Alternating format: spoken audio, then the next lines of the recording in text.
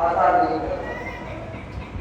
اس لیے یہ ممکن ہے کہ انسان نماز کو بہت زیادہ پڑھے، لیکن جب مسئلہ حقوق عباد کا آ جائے اور مسئلہ زکوٰۃ ادا کرنے کا آ جائے، زکوٰۃ سے مراد ہر قسم کی خیرات، ہر قسم کی نیکی جس سے انسان کی مالیت اور معاشی اعتبار سے اس کا اثر ہوتا ہے. اللہ کا عظیم الصلاۃ فوراً کہا بات گزر گا. اسی طریقے سے سورہ عصر میں اللہ نے ارشاد فرمایا والعصر ان الانسان لفی خسر، زمانے کی قسم انسان گھاٹے میں ہے، الا الذین آمنوا وعملوا الصالحات، مگر یہ کہ وہ افراد کی جو ایمان لائے اور اعمال صالحہ انجام دیں. یعنی ایمان اور اعمال صالحہ اس کا جوڑا بن جائے. اسی طریقے سے وتواصوا بالحق وتواصوا بالصبر، جو لوگ حق کی تجدید کرتے ہیں اور صبر کا دامن پکڑتے ہیں.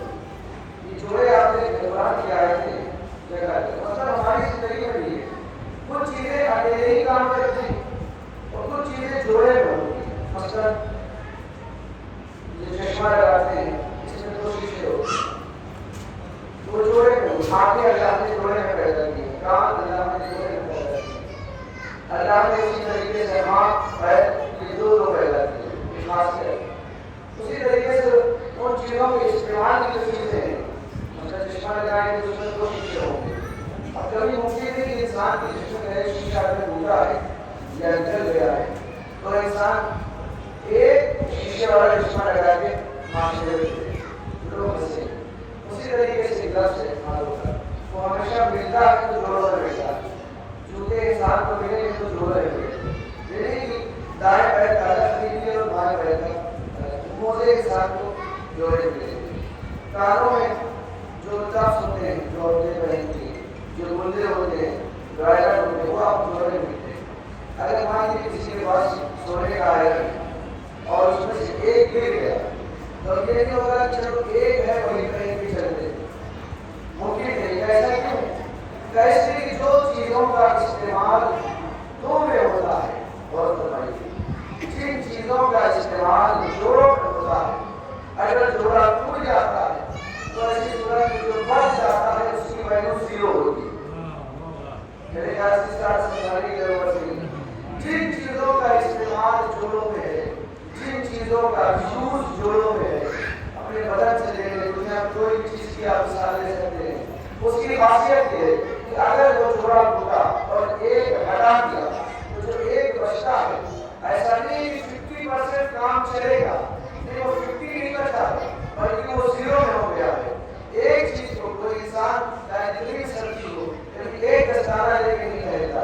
کوئی انسان سائنٹیفک سرکی ہو، یعنی وہ ایک جوتا پہن کے نہیں رہتا. کوئی بھی انسان ہوگا جوڑا ٹوٹتا ہے تو اس کی کوئی ویلیو نہیں رہ جاتی. خاصیت ہوتی ہے اگر انسان کی موزہ ہے اور موزہ ایک غائب ہو گیا تو جو بچ گیا اس کی کوئی ویلیو نہیں ہے. اسی طریقے سے اللہ نے ایک اشارہ کیا، کہتے ہو اقیموا الصلاۃ وآتوا الزکاۃ، جوڑوں میں مانگا نماز ادا کرو اور زکات ادا کرو. کیا مطلب؟ ممکن ہے کہ تم اللہ والے بنو اور نماز کے لیے بہت زیادہ کوشش کرو، لیکن جب مسئلہ غریبوں کو دینے کا آ جائے تو آپ کو دو پیسے کام دیتے رہو. یا یہ بھی مسئلہ ہے کہ جتنا تم خدا میں خرچ کر رہے ہو بس اتنی ہی نمازیں قبول ہوں. غور کر رہے ہیں؟ ایسا نہیں، اس لیے کہ ممکن ہے کہ تم نمازیں تو پڑھو لیکن جب مسئلہ خرچ کرنے کا آ جائے تو وہاں پہ بہت کنجوسی دکھانے لگو. غریبوں کا حق ادا نہ کرو، پڑوسیوں کا حق ادا نہ کرو، ماں باپ کا حق ادا نہ کرو اور مان سے بے بنا محبت کرو. چاہے یہ مسئلہ آ جائے تو ایسی نمازیں کسی کام کی نہیں ہے. کیوں؟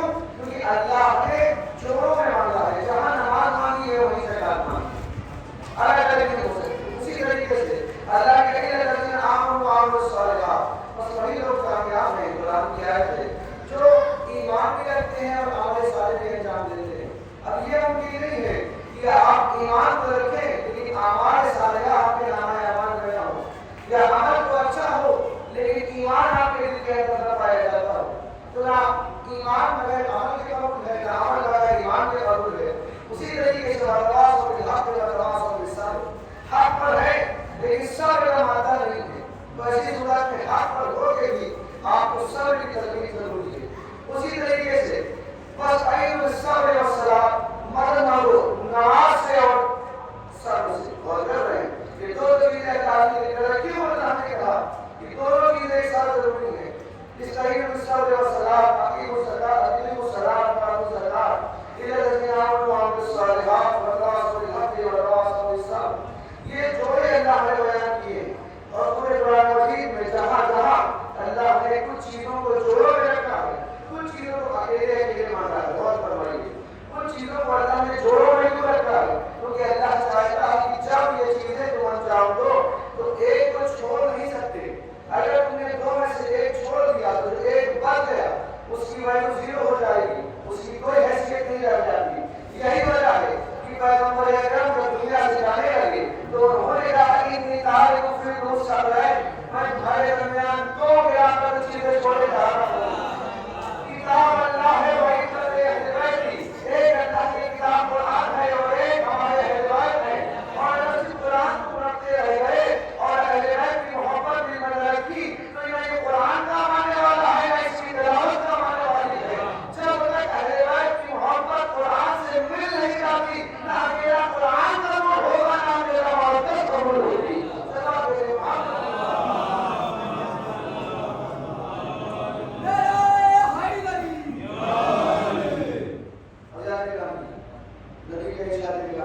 کوئی نئی چیز ہمیں آپ کے سامنے پیش ہے، لیکن چونکہ الفاظ اس طریقے سے ہیں کہ یہاں کے لوگ اور تمام لوگ غیر سے سمجھ سکے کہ اللہ نے بہت سی چیزوں کو اللہ نے جوڑوں میں مانگا. قرآن کی آیتیں ہم نے آپ کے سامنے پیش کی. اسی طریقے سے نبی نے کہا ہم جات رہے ہیں لیکن یہ دو چیزیں چھوڑے جا رہی ہیں، ایک قرآن اور ایک اہل بیت، اور یہ دونوں ایک دوسرے سے جدا نہیں ہوئے. قرآن کا معاملہ یہ ہے کہ اگر قرآن لا رہے تھے تو اہل بیت لا رہے تھے. یہ دونوں ایک ہی ساتھ چلیں گے. نہ کوئی ان کے اندر قرآن کے اندر کوئی عیب نکال سکتا ہے اور نہ کوئی قرآن کا جواب کر سکتا ہے. قرآن نے کہا ہے کہ اگر تم اپنی بات میں سچے ہو اور تم یہ سوچتے ہو کہ اللہ کے علاوہ کسی اور کا کلام ہے تو فاتو رسول سے اس کے جیسا ایک سورہ بنا کر دکھاؤ، اس کے جیسا ایک سورہ بنا کر دکھاؤ. اور آج تک کوئی قرآن کا جواب نہیں آ سکتا. تو جس طریقے سے قرآن کا جواب ناممکن ہے اسی طریقے سے آل محمد کا جواب ناممکن ہے. اس سے بات ہے محمد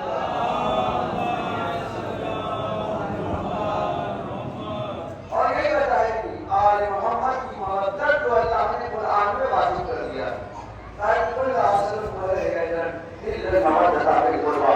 ہم اس سے اجر رسالت کچھ نہیں چاہتے مگر یہ کہ ہمارے اربابوں سے اور ہماری اولاد سے محبت کرنا. اس لیے نبی نے دکھایا ہے کس طریقے سے محبت کی جاتی ہے اور کس طریقے سے محبت کی جاتی ہے. پیغمبر اکرم جا رہے ہیں اور جانے کے بعد روایت ہے کہ شہزادوں نے کہا کہ اے نجات قریب قریب ہیں اور اگر لوگوں کے پاس اپنی اپنی سواریاں ہیں، سب لوگ ناقے پہ ٹھہریں گے، اونٹ پہ ٹھہریں گے اور سب لوگ دل کمزور ہوں گے اور سارے بچے خوش ہوں گے، لیکن ہمارے پاس میں آتا نہیں ہے. تو پیغمبر نے کہا کوئی بات نہیں، آؤ یہ محمد مصطفیٰ تمہارے لیے ناکا بن جاتا ہے. اب یہ اس روایت کو میں نے کس لیے پڑھا تھا؟ یہ محمد تمہارے لیے ناکا کیا کیا پیغمبر نے؟ پیغمبر نے کچھ نہیں کیا بلکہ پیغمبر نے ایک گادے پہ حسن کو سوار کیا، ایک گادے پہ حسین کو سوار کیا. غور کیجیے گا، ایک گادے پہ حسن کو سوار کیا، ایک گادے پہ حسین کو سوار کیا. دونوں شہزادے دونوں کا بچپنا ہے، دونوں پیغمبر کے گادے پہ بیٹھے ہیں اور مدینے کی گلیوں میں پیغمبر گشت کر رہے ہیں، ایک جگہ بیٹھے نہیں ہیں. یہ پیغمبر مدینے کی گلیوں میں گشت کر رہے ہیں اور ایک گلی سے دوسری گلی، دوسری گلی سے تیسری گلی جو لوگ دیکھ رہے ہیں. ایک گلی کے بعد صحابی جن کا نام لکھا ہوا کتاب انہوں نے دیکھا، خوش ہوئے. تو واہ کتنی اچھی سواری ہے، کیا کہا کتنی اچھی سواری ہے. اس لیے کہ سارے بچے تو ناکوں پہ ٹہل رہے ہیں، اونٹ پہ ٹہل رہے ہیں اور یہ بچے ایسی سواری پہ ٹہل رہے ہیں کہ جسے اللہ نے رحمت للعالمین بنایا. اللہ نے رحمت للعالمین بنایا ہے. کیا خوبصورت بات کہی. اچھا کچھ غلط بات تو نہیں کہی، کتنی اچھی سواری ہے، کیا غلط بات کہی. لیکن پیغمبر نے کہا نہیں تم نے حق ادا نہیں کیا. یہ بات نہ کہیں کہ کتنی اچھی اچھی سواری ہے. یہ نہ کہو کہ کتنی اچھی سواری ہے، بلکہ یہ کہو کہ کتنے اچھے سوار ہیں. اچھا مطلب کیا ہے؟ اور غور سے سمجھیے گا. وہ کس کی تعریف کر رہا ہے؟ وہ کس کی تعریف کر رہا ہے؟ وہ تو نبی کی تعریف کر رہا ہے. کتنی اچھی سواری. سواری کون ہے؟ سواری نبی ہے. تو وہ نبی کی نعت پاک پڑھ رہا تھا. غور فرمائیے، وہ نبی کی نعت پاک پڑھ رہا تھا، نبی کی تعریف کر رہا تھا. کتنی اچھی سواری ہے، یعنی کتنے اچھے محمد مصطفیٰ ہیں. نبی اس کا جو مرکز تھا تعریف کا یا توحید کا یا حمد و ثنا کا، وہ مرکز اور وہ خطاب پیغمبر تھے. کتنی اچھی سواری ہے، یعنی وہ نعت پیغمبر پڑھ رہا تھا. لیکن پیغمبر نے یہ نہ کہو کتنی اچھی سواری ہے، یہ کہو کتنے اچھے سوار ہے. یعنی پیغمبر اپنی نعت سننے میں اتنا خوش نہیں ہوتے جتنا حسین کی مرتبہ سننے میں خوش ہوتے. اچھا یہی بتائیے جو آپ پیغمبر نے ہمارا انجام دیا اور مدینے کی گلیوں میں امام حسن اور امام حسین کو قاعدے بیٹھا کے نکلے. آج کچھ لوگ یہ پوچھتے ہیں کہ یہ تمام افراد جو طے کرنے گزرا ہے 10 محرم کا، یہ اپنے کاندھوں پہ تازیہ لے کے کیوں گھوم رہے ہیں اور شیعوں سے زیادہ تازیہ اہل سنت بھائی نکال رہے ہیں. اور کچھ لوگ پوچھتے ہیں یہ بتاؤ تم لوگ تازیہ کیوں لے کے گھوم رہے ہو؟ بھائی اس سے بڑا اہل سنت کون ہو سکتا ہے؟ بس فرق یہ ہے کہ ہم اس نبی کے ماننے والے ہیں کہ کل پیغمبر حسنین کو کاندھوں پہ لے کے گھوم رہے تھے، آج ہم حسین کی شبیہ تازیہ کو کاندھوں پہ لے کے گھوم رہے ہیں. سلام بھیجے محمد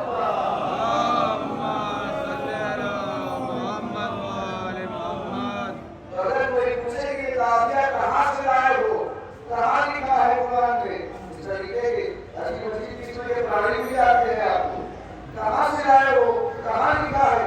اور سیدھی سی بات ہے کہ جب نبی حسنین کو کاندھوں پہ بیٹھا کے گلی گلی گھوم سکتے ہیں. اچھا اسے ایک اجازت دو، کیا ضرورت ہے کہ ہائی وے جام کرو، سڑکیں جام کرو اور چاروں طرف تازیہ نکالو؟ کیا ضرورت ہے؟ ایک جگہ رکھا رہے گا، کیا پریشانی ہے؟ پریشانی رکھنے سے نہیں ہے، چاہے نبی کو بھی لائے تو کہ حسین کو گھر میں بٹھائے کاندھے پہ بٹھا کے اتار کے چلے جائے. یہ مدینے کی گلیوں میں کیوں گھوم رہے ہیں؟ تاکہ دنیا حسین کا رتبہ سمجھے. تو ہم بھی کاندھوں پہ تازیہ اتارتے ہیں، یہ گلی گلی اس لیے گھوم رہے ہیں تاکہ یہ کائنات حسین کا رتبہ سمجھے. سلام علیہ محمد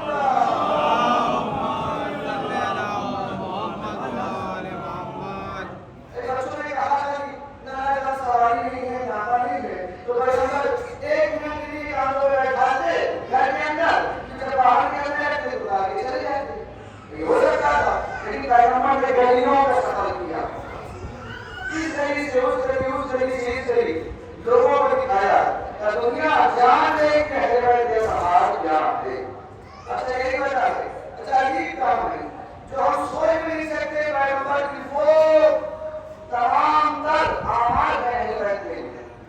پیغمبر کی سنتیں آپ دیکھیں، سنت پیغمبر کیا ہے؟ مسجد میں خطبہ دے رہے ہیں، یہ واقعہ سب کو معلوم، خطبہ دے رہے ہیں. اچھا خطبہ جب دے رہے ہیں تو خطبے میں کیا بیان ہو رہا ہوگا؟ خطبے میں دنیا کی باتیں بیان ہوں گی نہیں، ادھر ادھر کی فضول بات بیان ہوگی نہیں. ہم جیسا گنہگار انسان بھی اگر ممبر پہ آتا ہے تو سوچتا ہے کچھ آیت پڑھے، کچھ حدیث پڑھے، کچھ اللہ رسول کی باتیں کرے، ادھر ادھر کی فالتو لطیفے اور چٹکلے سنا کے ہم چلے جائیں. واقعی مولانا نے اچھا ٹائم پاس کر دیا.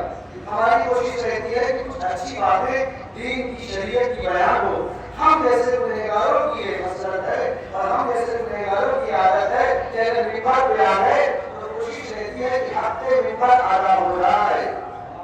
اور فرمائیے ممبر پہ آ جائے تو کم سے کم کچھ نہ بیان ہو سوائے دین کے، سوائے اللہ، سوائے رسول، سوائے قرآن، کچھ بیان کرنے کی کوشش نہیں ہوتی. پیغمبر کیا بیان کر رہے تھے خطبہ جمعہ میں؟ کیا اللہ کے علاوہ اور کچھ بیان کر رہے تھے؟ یا تو اللہ کی باتیں ہو رہی ہوگی، یا تو قرآن کی باتیں ہو رہی ہوگی، یا تو دین کی باتیں ہو رہی ہوگی، یا تو نماز کے احکام بیان ہو رہے ہوں گے، یا تو روزے کا طریقہ بیان ہو رہا ہوگا، یا تو حج کا طریقہ بیان ہو رہا ہوگا. یہی سب کچھ بیان کر رہے ہیں پیغمبر. اتنے میں 3 سال کا بچہ، وہ بچہ داخل مسجد ہوا اور بہت زیادہ بھیڑ تھی، آواز جامع سے اس کا جو ہے پیر اٹھا اور بدن کی روز ہوا. اتنے میں پیغمبر نے دیکھا کہ مولانا نوازہ حسین ابن علی آیا ہے جو اتنی کم سنی کی عالم میں ہے، یہ 3 یا 4 برس کا ہے. پیغمبر نے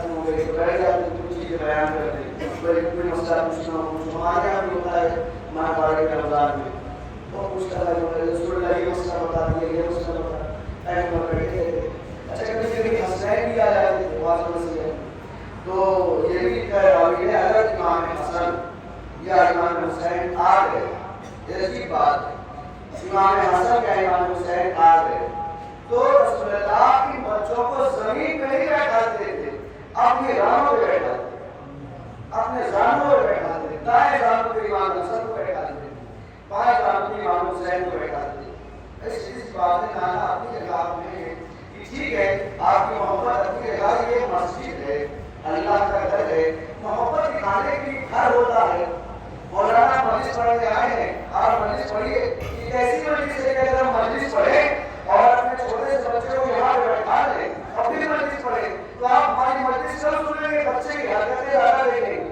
بہت بڑا ہے لیکن یہ عجیب بات ہے ہم کریں تو غلط لیکن نبی نے یہ کام کیا ایک بار نہیں کیا بار بار کیا جب بھی مسجد میں بیٹھتے تھے تو امام حسن آ گئے تو زمین پہ نہیں بیٹھاتے تھے اپنے زانوں پہ بیٹھاتے تھے امام حسین آ گئے تو اپنے زانوں پہ بیٹھاتے تھے اچھا یہ بھی مسئلہ ہے دنیا کیا جانے گی حسین کا رتبہ یہ لکھا ہے کتابوں میں کھانے کے لیے اس کے بعد کبھی کبھی ایسا بھی ہوتا ہے کہ لوگ تحفے کا حائل جاتے ہیں کہ یا رسول اللہ یہ جو ہے یہ ہمارے باپ کی کھجوریں ہیں بڑی میٹھی یہ ہم آپ کے لیے لائیں گے آپ بسم اللہ کریے اگر آپ نوش فرمائیں گے تو ایسا ہمارے ساتھ بھی ہوتا ہے کبھی کبھی یہاں کئی دیہاتوں میں مجلسیں پڑھنے جاتے رہتے ہیں متعدد گاؤں میں تو کبھی کبھی موقع ایسے مولانا کہ جو ہے امرود ہے میرے گھر کے پیڑ کا ہے بڑا میٹھا ہے لیتے جائیے بچوں کو ایسا ہوتا ہے کئی بار ایسا ہوتا ہے کبھی کبھی ہے تو عام کچھ لوگوں نے جا کے زندگی جوڑے کہ مولانا یہ ہماری بات کیا ہے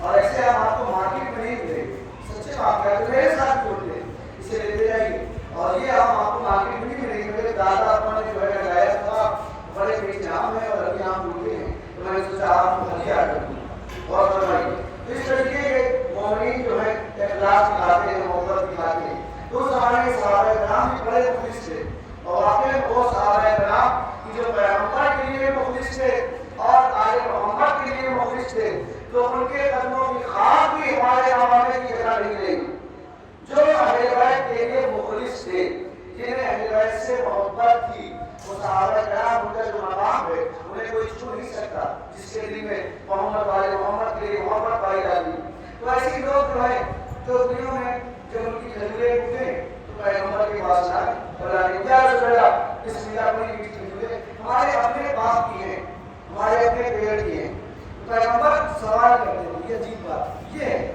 اصلی حدیث کہ پیغمبر سوال کرتے ہیں ہر یا صدقۃ او ہدیہ یہ بتاؤ یہ صدقہ ہے کہ ہدیہ ہے اور فرمایا آپ نے یہ بتاؤ یہ صدقہ ہے کہ ہدیہ اگر ہم کہہ دیتے صدقہ صدقہ کا مطلب ہوتا ہے مشاورہ جو ہمارے یہاں صدقہ بولا جاتا ہے تو صدقہ ہے مشاورہ اگر یہ ہدیہ ہدیہ کے معنی ہوتے ہیں تحفہ گفٹ تو الگ الگ مسئلے ہوتے ہیں نذرانہ جسے ہم لوگ کہہ سکتے ہیں نذر العذرات تو صدقے کے معنی ہوتے ہیں مشاورہ اور ہدیے کے معنی ہوتے ہیں تحفہ اور گفٹ تو پیغمبر ایک سوال کرتے تھے یہ بتاؤ اچھا گرزانوں میں امام حسن بیٹھے ہیں اور امام حسین بیٹھے ہیں غور فرمائیے پیغمبر کے سامنے کچھ لوگ مومنین آئے سرکار کی کھجوریں ہیں ہمارے باپ کی بسم اللہ تو پیغمبر پوچھتے تھے آم ہے صدقۃ او ہدیہ یہ بتاؤ کہ یہ صدقے کی کھجوریں ہیں یہ ہدیے کی کھجوریں ہیں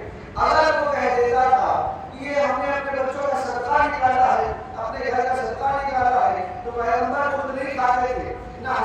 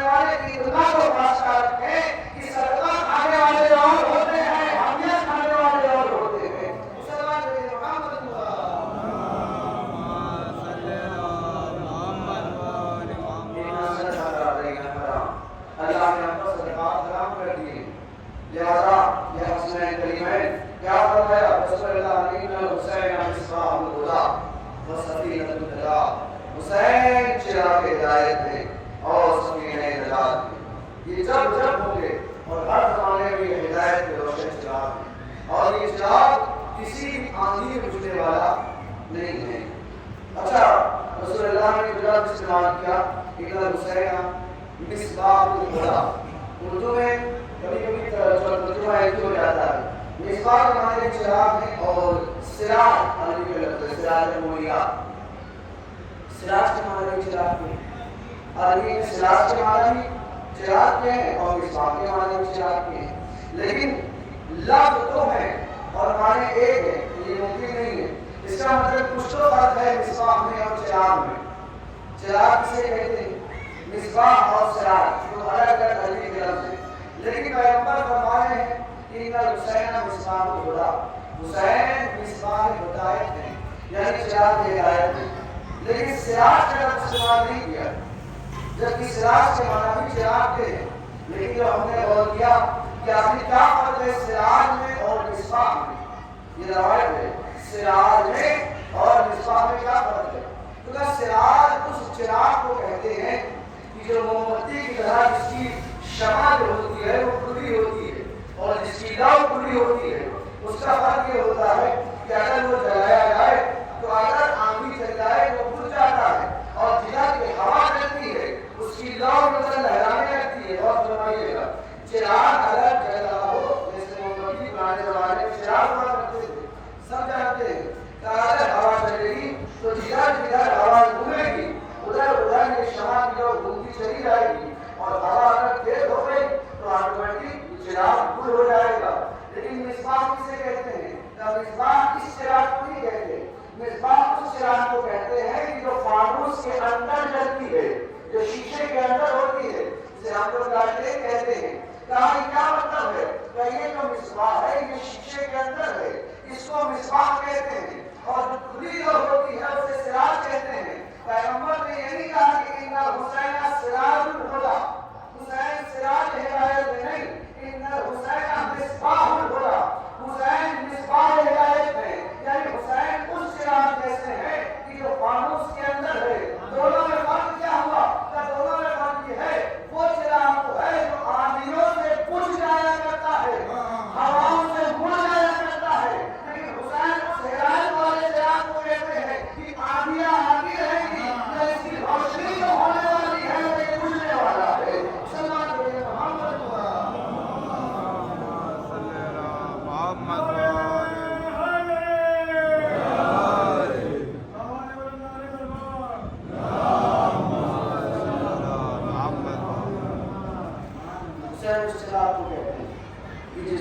چراغ کی لو اور جس کی نورانیت اور جس کی ذوق شادی کبھی معطل ہونے والی نہیں ہے.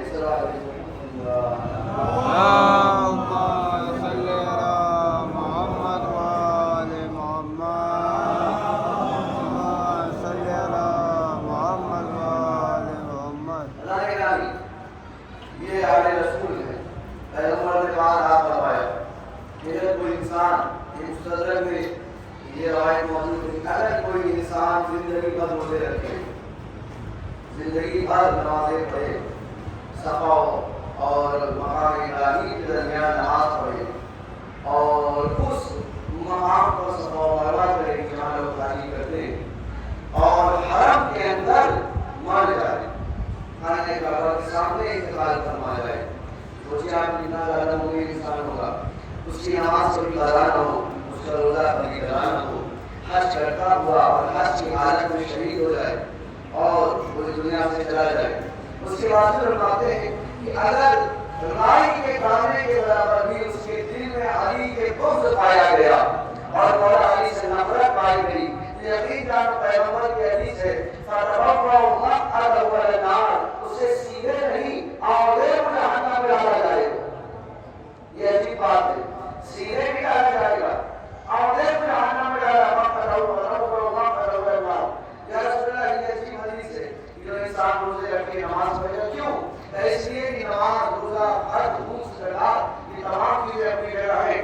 لیکن اگر علی کا بغض پایا گیا اور اہل بیت اطہار کی عزت برابر کی تفسیر پائی گئی یہ تمام روایت میں مستند حدیثیں موجود ہیں. تو نہ اس کی نماز قبول ہے نہ روزہ قبول ہے نہ حج قبول ہے. ایسا کیوں ہے؟ یہ عجیب بات ہے نا. ایسا کیوں ہے؟ کیا ہو سکتا ہے کہ اتنا سب کرنے کے بعد کچھ تو دینا چاہیے؟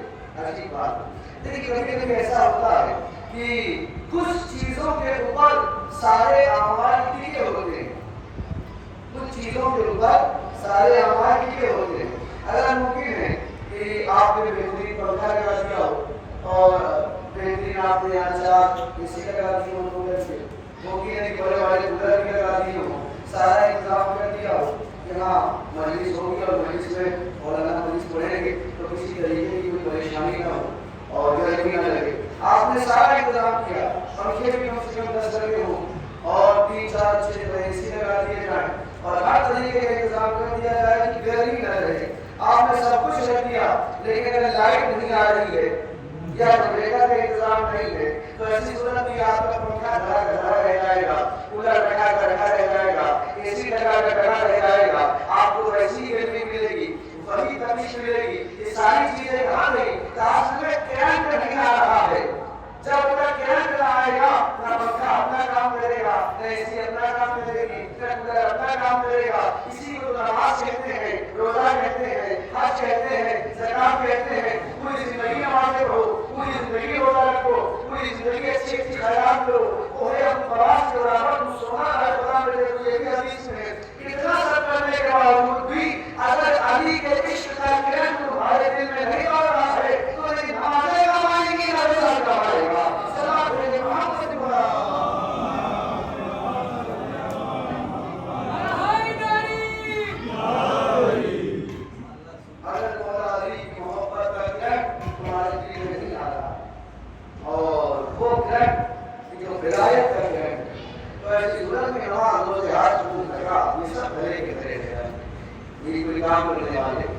وہی گرمی ہوگی جو یہاں گرمی ہوگی ویسی جہنم کی گرمی آپ کا سامنا کرے گی. صلوات علی محمد.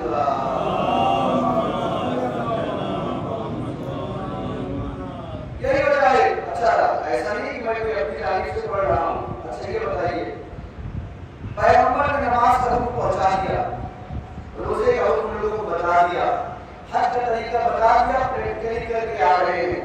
یعنی سمجھا دیا, پریکٹیکل بھی کروا دیا, تھیوری بتائی, اس کے بعد جا کے اپنے ساتھ حج بھی کرا دیا, زکات نکالنے کا طریقہ بھی بتا دیا, جنگ کے احکام بتا دیے اور جہاد کے طریقے بتا دیے.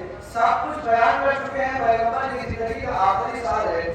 آخری سال میں جب نماز بیان ہو چکی, روزہ بیان ہو چکا, حج بیان ہو چکا, حج بیان ہو چکی, جہاد کے تمام راستے بتا دیے گئے, حلال چیزیں بیان کر دی گئی, یہ چیزیں حرام ہیں, یہ شراب, یہ جوا, یہ سور اور یہ کتے کی تمام چیزیں جو نجیس ہیں اور ان کا استعمال حرام ہے, اور سود کھانا حرام ہے, ریاض کھانا حرام ہے, یہ چیزیں حلال ہیں, یہ چیزیں حرام, سب بیان کر چکے ہیں. کچھ بتا نہیں ہے, سارے حلال باتیں بیان کر چکے, سارے حرام احکام بیان کر چکے. پیغمبر کی زندگی کا آخری سال ہے. پیغمبر 62 سال کے ہو چکے ہیں. 10 ہجری چل رہی ہے اور 11 ہجری میں پیغمبر کی ہجرت ہے. جب سب کچھ بیان کر چکے ہیں تو اب پیغمبر کے لیے جبرائیل آسمان سے آیت لے کر کرتے ہیں, یا ایھا رسول اللہ معمول الیک من قبل ان تتق اللہ واللہ کا رسالہ, اے رسول کو پہنچا دیجیے جو آپ کو اللہ نے پہلے بتا رکھا ہے. اگر یہ نہ پہنچایا تو کچھ نہ پہنچایا.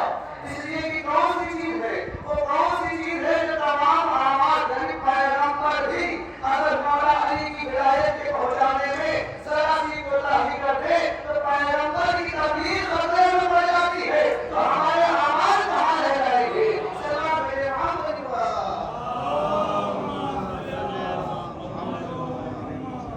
جب پیغمبر کی محنت کے اوپر کوشچن نشان لگا دیا گیا, قرآن کی آیت موجود ہے سورہ مائدہ میں, یہ نہ پہنچایا کچھ نہ پہنچایا. اس لیے سب چیزوں کا دار و مدار اہل بیت کی محبت کا اعلان نے رکھ دیا, اور قرآن نے کھل کے کہہ دیا, قل لا اسألکم علیہ اجرا الا المودۃ فی القربى, کہہ دیجیے کہ ہم کچھ نہیں چاہتے سوائے اس کے کہ ہمارے اولاد سے محبت کرنا. اچھا اتنا سب کہنے کے بعد عجیب بات ہے, یہی ہے اتنا سب کہنے کے باوجود بھی لوگوں نے کتنی محبت کی, دنیا جانتی ہے. کربلا کے میدان میں کیا ہو رہا ہے, یہی محبت ہے یا نفرت ہے. اچھا وہاں رکا سکا آج بھی ایک عظیم تر لوگ آپ کے افراد عاشورہ کے دن خوشیاں مناتے ہیں, عاشورہ کے دن عید مناتے ہیں, عاشورہ کے دن ایک دوسرے کو مبارکباد دیتے ہیں, عاشورہ کے دن اس دن کو مبارک قرار دیتے ہیں. عجیب بات ہے, اس دن کو مبارک قرار دیتے ہیں. بڑا مبارک دن ہے, کس کے لیے مبارک ہے؟ پیغمبر اکرم لوگ ایک ہیں, ان کا ناسا شہید ہو گیا ہے, ان کے ہاتھ کو لوٹ لیا گیا ہے, ظلم کا نشانہ بنا دیا گیا ہے. لیکن آج دنیا میں کچھ ایسے بھی افراد ہیں جو اسے مبارک سمجھتے ہیں. اس کا مطلب دنیا میں ایک بھی شخص تھا جس نے عاشورہ کے دن کو برکت کا دن قرار دیا. یہ روایت ہے عاشورہ کے دن کو برکت کے دن کس نے قرار دیا؟ یزید نے اور عاشورہ کے دن کو برکت قرار دیا. اس دن کو نئے گھر خریدتے تھے, اس دن کو نیا گھوڑا خریدتے تھے, اس دن کو گھر بنایا ہوتا تھا اس گھر میں داخل ہوتے تھے. بڑی برکت کے دن ہے. اس دن کو سال بھر گھر جمع کرتے تھے. اچھا جی باقی ساری روایتیں انہوں نے بڑی برکت کر دی ہے. اللہ نے گرامی وہ دن جس دن پیغمبر کا مرید ہے, جس دن پیغمبر اپنے صحابی کے قوم میں آتے ہیں اور دیکھا کہ صحابی نے کہ پیغمبر اکرم کے سروں پہ خاک ہے. ایسی آپ کی حالت کیسی ہے؟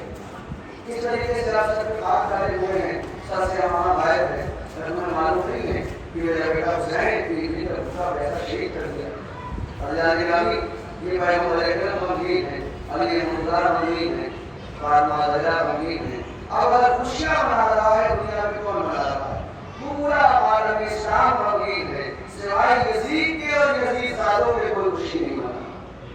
خوشی کا مقام نہیں ہے, سوائے یزید اور یزید کے کوئی خوشی نہیں منا رہا ہے. بس اللہ گرامی جو بیان کرنا تھا بیان کر چکے اور بہت کم وقت میں ہم نے آپ کو حق پہنچایا ہے اور اس حق کو آپ کے سامنے بیان کیا ہے. وہ پیغمبر اکرم جس کے بارے میں اللہ نے فرمایا کہ رحمت للعالمین ہے پیغمبر.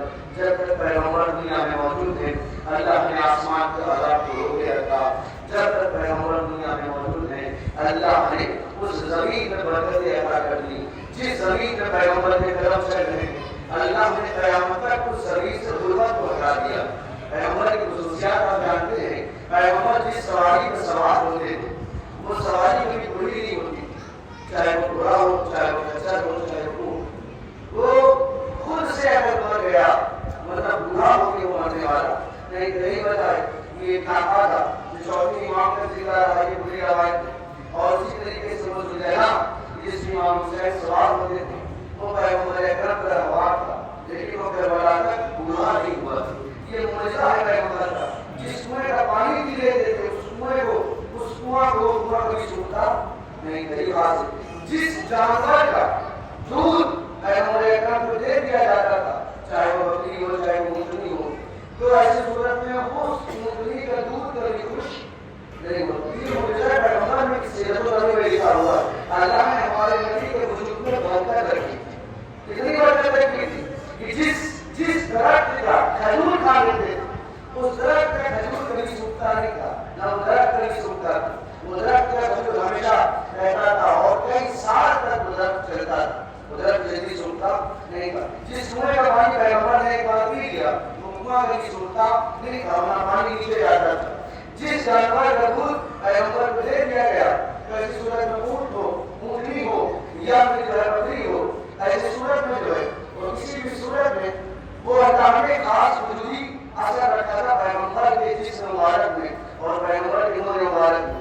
یہ خاصیت اب جانے کا مقام کی طرف میں آ رہا ہوں. یہ اللہ نے پیغمبر کے اندر یہ موجزنائی کیفیت رکھی تاکہ دنیا رتبہ محمد سے آشنا ہو جائے. دنیا جان جائے کہ نبی جسے کہتے ہیں وہ پیغمبر جسے اللہ نے رحمت للعالمین بنا کر دنیا میں بھیجا تھا اور اس کے وجود میں اللہ نے برکتیں رکھی تھی. اللہ نے گرامی وہ پیغمبر اکرم کا ایک گھوڑا جسے اللہ نے ذوالجناح جس دنیا میں لکھا ہے وہ ذوالجناح نام سے تھا اور کربلا پہ وہ گھوڑا زندہ رہا. اور جب وہ گھوڑا جانے لگا غور کیجیے گا اور اس گھوڑے کے ماں حسین آنے لگے, تو ایسی صورت میں روایت یہ ہے کہ جیسے مولا حسین خیمے سے نکلتے ہیں اور کہتے ہیں کہ اے بہن زینب ہمارا آخری سلام, اے رقیہ ہمارا آخری سلام, اے ام کلثوم ہمارا آخری سلام, اے بیویوں ہمارا آخری سلام, اے ماں کی کنیز فضا آپ کو ہمارا آخری سلام, پیغمبر سب کو آخری سلام کہہ کر نکلتے ہیں. نکلنے پیغمبر اکرم کا نواسا سب کو آخری سلام کہہ کر نکلتا ہے اور اس کے بعد اخبار کے قریب آتا ہے اور اخبار کے قریب آنے کے بعد جیسے ہی گھوڑے پہ سوار ہوتے ہیں روایت ہے کہ جیسے ہی مولا حسین چاہتے ہیں کہ گھوڑے کو ایڑ دیں اور گھوڑے کو آگے بڑھائیں, لیکن گھوڑا ہے ایک قدم آگے بڑھنے کو تیار نہیں. ایک مرتبہ حسین نے رہبات کے کانوں میں اپنے لبوں کو قریب کیا. اے میرے نانا ابھی سوالی، تیری آخری زحمت ہے، بس مجھے میدان تک پہنچا دے. حسین میدان سے واپس نہیں آئے گا، تب بس تو مجھے میدان تک پہنچا دے، اس کے بعد تو آزاد ہے. ایک مرتبہ وہ برا زبانی بے زبانی سے کہتا ہے آقا ارے میں کیسے آگے بڑھوں، میرے قدموں سے وہ بچی لپٹی ہوئی ہے جو آپ کے سینے میں سویا کرتی تھی. حسین گھوڑے سے اترے، اس بچی کو پیار کیا. پیار کرنے کے بعد کہا اے سکینہ آج سے تم ماں کے پہلو میں سونا، اصغر ہمارے سینے میں سوئے گا. بس عزیزان گرامی یتیم اسے کہتے ہیں. روایت میں یہ ہے یتیم بچہ اگر کسی کے لیے دعا کر دے تو اللہ اس کی دعا جلدی قبول کر لیتا ہے.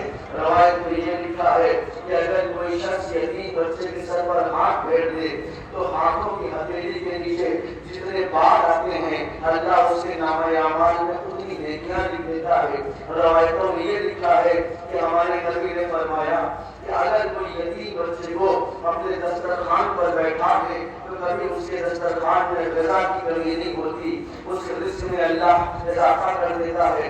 اتنا رتبہ ہوتا ہے اور اتنا اللہ یتیموں سے محبت کرتا ہے کیونکہ یتیم کا اگر باپ مر جائے تو اس کا اللہ مددگار ہوتا ہے. عزیزان گرامی یہ حدیث پیغمبر ایک عورت نے سن رکھی تھی کہ نبی نے فرمایا ہے کہ اگر تمہاری کوئی دعا قبول نہ ہو تو کسی یتیم بچے سے کہو کہ بیٹا میرے لیے یہ دعا کر دو، تمہاری یہ دعا جلدی قبول ہو جائے گی. ایک ظریفہ نے، ایک عورت نے یہ حدیث پیغمبر سن رکھی تھی. اب یہ قافلہ لوٹا ہوا جب کوفے سے گزر رہا ہے تو کیا دیکھا کہ کچھ یتیم بچے ہیں اور اس میں سے ایک بچی ہے جس کے ہونٹ خشک ہیں اور اس کی رسی سے اس کی گردن بندھی ہوئی ہے. ایک مرتبہ قریب آ کے کہتی ہے تم لوگ ہمیں اسیر معلوم ہوتے ہو، تم لوگ مصیبت زدہ معلوم ہوتے ہو، یہ بچی کون ہے؟ ایک مرتبہ کسی نے کہا یہ یتیمہ ہے، اس کا باپ دنیا میں نہیں ہے. وہ قریب آئی، زینب سے کہتی ہے یہ معظمہ اے خاتون ایک دعا ہے جو ہماری قبول نہیں ہو رہی ہے، اس یتیم بچی سے کہہ دے کہ ہمارے لیے دعا کر دے اور اگر یہ بچی دعا کر دے گی تو قبول ہو جائے گی. تمہیں کس نے بتایا؟ رسول اللہ کی حدیث ہے. رسول اللہ نے فرمایا ہے یتیموں کی دعا اللہ رد نہیں کرتا. عام لوگوں کی دعائیں رد ہو جاتی ہیں، کبھی یتیم بچوں کی دعا رد نہیں ہوتی. لہٰذا یتیموں کو کبھی ستانا نہیں چاہیے. یہ روایتوں میں آیا ہے. کہتی ہے بی بی تم اپنی حالتیں بیان کرو، ہم اس بچی سے کہتے ہیں کہ اس کے لیے دعا کر دے. بولتی ہے کیا حاجت ہے؟ پہلی حاجت تو یہ ہے کہ جیسے آپ لوگ اسیر ہوئے ہیں، جو آج آپ لوگوں کا میں دیکھ رہی ہوں، اس مصیبت میں کبھی میرے بچے اسیر نہ ہو. زینب نے سکینہ سے کہا، سکینہ نے دعا کی، دعا کرنا تھا. زینب نے آمین کہا. دوسری دعا کیا ہے؟ دوسری دعا یہ ہے کہ میرا شوہر سفر میں گیا ہوا ہے، یہ دعا کر دو کہ میرا شوہر صحیح سلامتی سے میرے گھر واپس آ جائے. پھر سکینہ نے دعا کی، زینب نے آمین کہا. اس کے بعد بس آخری دعا کی بھی، اس کے بعد میں اس یتیمہ سے کوئی دعا نہ کراؤں گی. ایک دعا کون سی ہے؟ آخری دعا یہ ہے کہ یہ دعا کر دو کہ مجھے ایک مرتبہ مدینہ جانا نصیب، ایک مرتبہ مدینہ جانا نصیب ہو. اپنی زندگی میں ایک بار مدینے کی زیارت کر لوں. زینب کو مدینہ جاؤ گی؟ کون سا مدینہ؟ کہا رسول اللہ والا مدینہ. کہا اچھا اس مدینے سے تمہارا کیا رشتہ ہے؟ کہا اس رشتے کو نہ پوچھو، وہاں ہماری شہزادیاں رہتی ہیں، وہاں میرے آقا حسین رہتے ہیں. کہا اچھا یہ اگر تم نے حسین کو دیکھ لیا تو کیا پہچان جاؤ گی؟ کیا شہزادیوں کو دیکھ لیا کہ رسول اللہ کی نوازیاں ہیں انہیں پہچان جاؤ گی؟ ایک مرتبہ کہتی بیوی ایسی باتیں نہ کیجیے، ارے یہ بازار ہے، یہاں سید ساتھیوں کا نام نہیں لیا جاتا. یہ بازار ہے، یہ نجس لوگوں کا دربار ہے، یہ یزیدیوں کی